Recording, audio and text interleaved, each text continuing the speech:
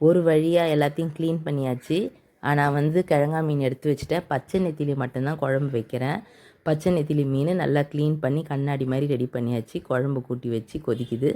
எறாவும் கொஞ்சம் சுரக்காவும் போட்டு பொரியல் பண்ணலாம் ஃப்ரெண்ட்ஸ், அம்மா கேட்டாங்க.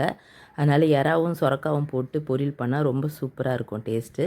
அதனால் பச்சை நெத்திலி வந்து குழம்பு வைக்க போகிறேன். நல்லா வந்து குழம்பா க்ளீன் பண்ணி கொடுத்துட்டாங்க அம்மா. இப்போ நல்லா அது தண்ணி வடிகட்டி பளபளன்னு எப்படி குச்சி மாதிரி இருக்குது பாருங்கள் ஃப்ரெண்ட்ஸ், சூப்பராக இருக்குது. ரொம்ப நாள் ஆச்சு. இதெல்லாம் வந்து சீசன் தான் போல் இருக்குது. இந்த பச்சை நெத்திலி அடிக்கடி கிடைக்க மாட்டேங்குது.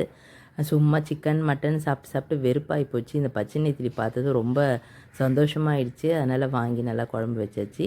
நல்லா சூப்பராக இது போட்டோடனே ரொம்ப நேரம் வைக்கவே தேவையில்ல ஃப்ரெண்ட்ஸ், சும்மா ஒரு 5 நிமிஷம் போதும்.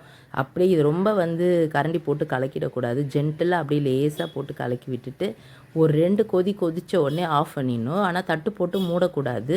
தட்டு போட்டு மூடாமல் அப்படியே வந்து லேசாக அப்படியே கலக்கி விட்டுடணும் ஃப்ரெண்ட்ஸ்.